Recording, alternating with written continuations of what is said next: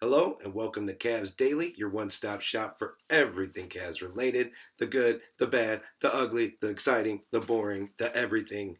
This is the place to be. I'm your host, Paul Williams. Appreciate you joining me today, giving me a piece of your day and your time really does mean a lot to me. If you see fit at the end of the video, please like and subscribe. I'll be doing this every day, and I would love for you guys to join me as we move forward and count down the days until the Cavs host the Larry O'Brien Trophy. As we get to the point of hosting that or hoisting that trophy and hosting that parade, uh, we start here with training camp in early October, one of the most exciting times of the year because you've been waiting a long time. We just got out of the dead period of NBA world news. Just there was nothing. It's like the only time of the year where there's nothing going on. There's no draft, free agency.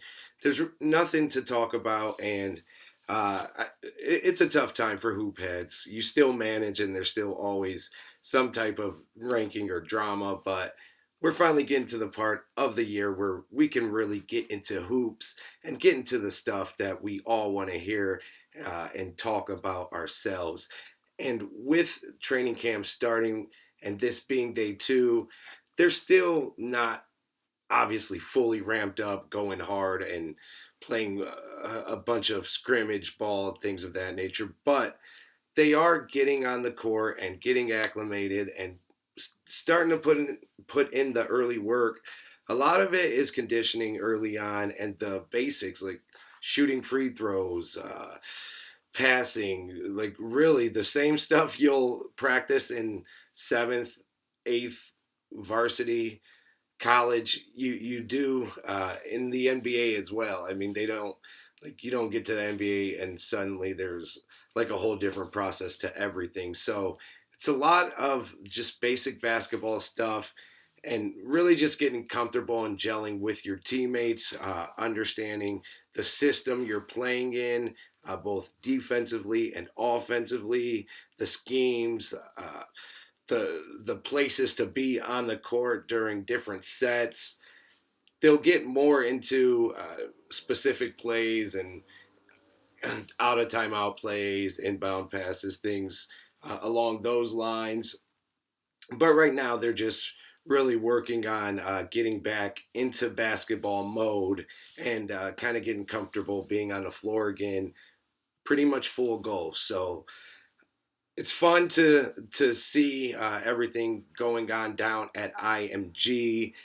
There's been a lot of stuff coming out of camp that you would kind of be expecting and hoping to hear as a Cavs fan if you've been keeping up with the offseason, the additions they made, and just what this team is and where we're at in our progression.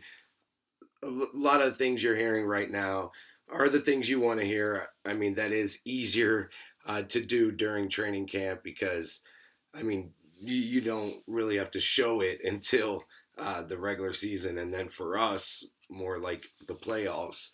But still, you like to hear some of the things that are coming out of camp, and it's fun to get a firsthand look at the real X's and O's stuff that the Cavs are going to be implementing and working on for this season. And we were able to get a lot of that information and get some hints about what the Cavs are going to be looking to maybe improve from last season, change from last season, or just add as a layer on top of what they already do well. One of the things was defensively, they definitely want to play with a lot more aggression and really be on the ball pressure. I know you got to be careful hand checking and getting fouls called, but there's a line you can still get to that's above what the Cavs did last year as far as on the ball pressure goes. So it looks like they are taking that a lot more seriously, and they want the guys to start up further when they take on their man defensively instead of sometimes going under the screen. Maybe press up more. Maybe don't switch if you don't absolutely have to. Little things like that to apply more pressure and just be more aggressive on defense and make the offense, the opposing team, really have to make decisions in a tough and uncomfortable atmosphere. So that's one thing that's definitely coming out of camp early on. Offensively, the Cavs definitely want to have an emphasis on really pushing the ball. Cleveland was the number one offense in transition last year, the most efficient as well. So, as Kenny Atkinson said earlier today at training camp, if you're really good at something, you should try to put yourself in the situation to do it as often as possible. And I agree completely. Like the Cavs, even if you didn't see the stats and the numbers, you can just tell from their personnel, they have the perfect team to get out and run and play in transition. So the Cavs have adopted this saying they're calling the the scoring line and getting the ball within the scoring line within 4 seconds. The scoring line is like from the hoop to 35 feet out, basically anywhere you can see a good shooter pulling from, and everything within that all the way to the basket. Uh, that's the scoring. The scoring line starts like 35 feet out of the basket, and they want to push the ball up and try to consistently get the ball into that area and that side of the court within 4 seconds. And they're doing little drills and games to see how quickly and efficiently they can do that and pick up on doing that. And hopefully that will be something we see more as the season goes on, because I do think that'll open up a lot of things for a lot of guys, as we do have players that would play perfect in transition, whether it's the guards, Darius, Lonzo, Donovan, the bigs, Evan, Larry Nance would play great in position, or he does play great in transition, Jared Allen. We have a team built for that. So those were some of the tidbits coming out of camp today. We'll break all that stuff down and more as we move forward, but that's just a little bit about what we're learning so far through 2 days at IMG Academy. Now, to switch it up just a little bit, I want to talk about my feelings and see if it's like a consensus about what we would expect a healthy Cavs playoff rotation to look like. I know it's early in the game to be talking about that, but if if you can have a core rotation that you can foresee yourself being comfortable enough to use in the playoffs now, and it's still that way when the playoffs come, that's a great sign. So it never hurts to at least have an idea of what you would want your playoff rotation to look like, even if health or performance dictates otherwise throughout the season. It doesn't hurt to at least have a base of what you would want it to be at this point in time. And yeah, luckily for the Cavs, I think ours is pretty straightforward. I think it would be the starting five, the core four plus Max Drews, and then four guys off the bench. Just a clean rotation of Lonzo, DeAndre Hunter, Larry Nance, and Thomas Bryant. I think that bang right there is your main nine in the playoffs. You can mix in a Sam Merrill, a Dean Wade if you need defensively, or who knows, maybe Jalen Tyson pushes his way into that rotation. But just right now, looking at our roster and how the playoffs, how you have to play to succeed in the playoffs, at least most of the time, I think that would be the ideal rotation. I think that's like the perfect rotation. Just think about that bench, because in the playoffs, you don't really want to play 12 guys. You're not going to play 12 guys, especially the deeper you go. And having four guys that you feel really, really great about playing off the bench in the playoffs is definitely a privilege. And the Cavs have that and have the opportunity for even more guys to push their way into having to be considered for a bench roll off or for a roll off the bench in the playoffs. So that's a very good situation for the Cavs to be in. And yeah, I think at this moment in time, if the playoffs started next week, we know what our rotation would basically look like. And I think that'd be one of the, if not the strongest rotations going in the playoffs. For our next topic, we're going to touch in on the Cavs contracts. Where do the players stand as we head into the 25-26 season? How many guys do we have to worry about losing next year? And so on and so forth. And I mean, just to spoil it now, we don't really have to worry about losing anyone next year, especially after signing Sam Merrill to a extended contract. We pretty much have everyone wrapped up. Uh, Larry Nance could get out of his contract, and I think Thomas Bryant as well. But even Lonzo Ball, we hold a team option for next season. So if it all goes good and we want to keep him, we can have him for the next 2 years. And as far as our core goes, we have Evan Mobley into the 2030-31 season. We have Donovan Mitchell until the 28 season. We have DeAndre Hunter until the 29-30 season. We have Darius Garland until the 28-29 season. Jared Allen until the 29-30 season. Jalen Tyson for the next 3 years. I mean, our Max Strus for the next two. Our entire core is pretty much locked up for at least the next 2 to 3 years, with some of them being extended well beyond that. So the Cavs contract situation is amazing.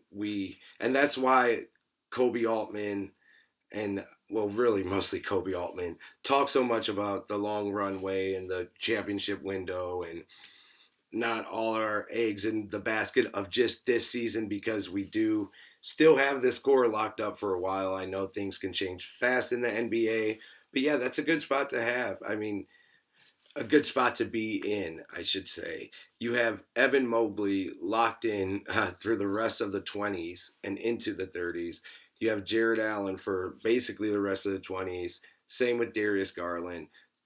Donovan till 2028. DeAndre Hunter till 28. You're in very good shape as far as contracts go. So it's a very exciting time to be a Cavs fan for sure.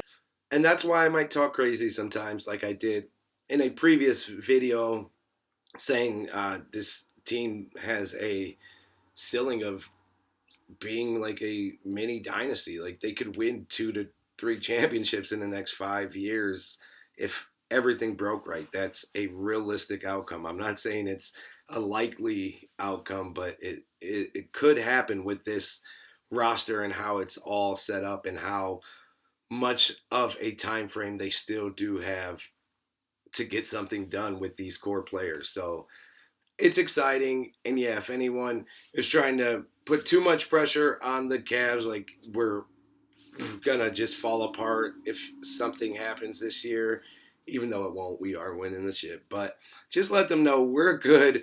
We're pretty locked in for the rest of the 20s. So we think we're all right as Cavs fans right now. And now to wrap things up today, let's talk about a couple guys who are still somehow. I mean, I guess I shouldn't say somehow. I mean, we know why for Beasley and for Westbrook too. Unfortunately, I mean, he's older now. He's a super vet, and he's a tough guy to fit on a team depending on the team you have. So I get it, but it is interesting to still have two guys of this caliber available at this time of year. I'm talking about Malik Beasley and Russell Westbrook. Beasley, because of the gambling situation, coming off of the best season of his career by far, averaging 16 points and shooting 41% from three for the Detroit Pistons, finishing second in Sixth Man of the Year voting. Thought he was about to get paid, and he had a 3-year, $42 million contract just about ready to be signed until it all came caving in with a gambling investigation that he's since been cleared of, but he still hasn't signed with any team. So it's kind of weird. He's a 3-and-D player basically that added more scoring to his game over the past couple of years. I mean, he's going to score usually lower double digits on efficient shooting from three, not that efficient overall from the field. Like I said, he can play pretty solid defense when he wants to, but he is also not the easiest guy to fit on a team, especially on a team with so much talent like the Cavs. And then you have Russell Westbrook, who is a surefire Hall of Famer, one of the most explosive personalities in the league for a long time. I think at this point in his career, and honestly at every point in his career, he had to be in the right situation to get the most out of him, which was a lot. I mean, he's Mr. Triple Double, has all the triple double records, but he's older now in his later 30s, and he's not getting much interest. He actually played pretty well for the Denver Nuggets last year in the most reduced role he's ever played in his career, coming off the bench most of the time. So I thought that would buy him some good grace and get him signed by now from someone. But maybe it's the guys just being patient and waiting things out and being picky. Maybe they know they have some choices and they'll wait till the time is right. That's kind of what we found out Thomas Bryant did. He could have signed way earlier in the offseason, but he didn't want to rush and he wanted to end up in the right situation on the right team. And it seemed to have worked out for him. So it could be them guys choosing that for themselves.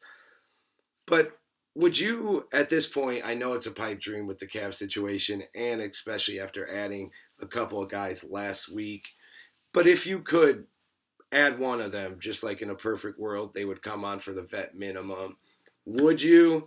And which one, if you could? I want to say Westbrook so bad because that's my boy, and that would be like probably more the contrarian pick, but I'd have to go Beasley. He'd be a better fit right now. Not that we need him, but I don't think you can ever have too much talent, and he is a talent that's still in the prime of his career for the most part.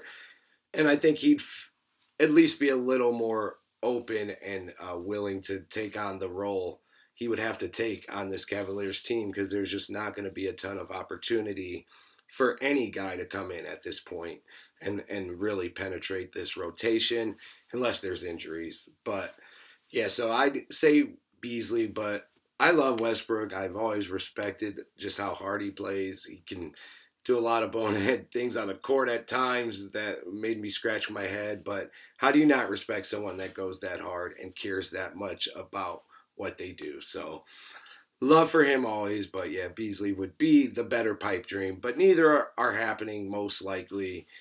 But who knows? I mean, guys get thirsty for rings and you never know what they'll do. So I guess you can never rule it out. But for now, we're moving with who we got. And not just for now, we'll be talking about whatever the Cavs decide to do as we move forward now, just about 3 weeks out from the season tipping off. That's insane to think about.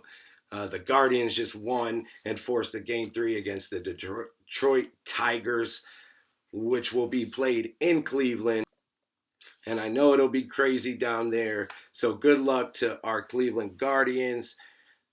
I have faith. I mean, if you follow this team at all, I don't know how you could not have faith right now. Let's finish the series and keep this Magic season going. And I will have an update, good or bad, for you when we talk again here on Cavs Daily. I appreciate you guys joining me today, and I will see you all tomorrow. Have a great day.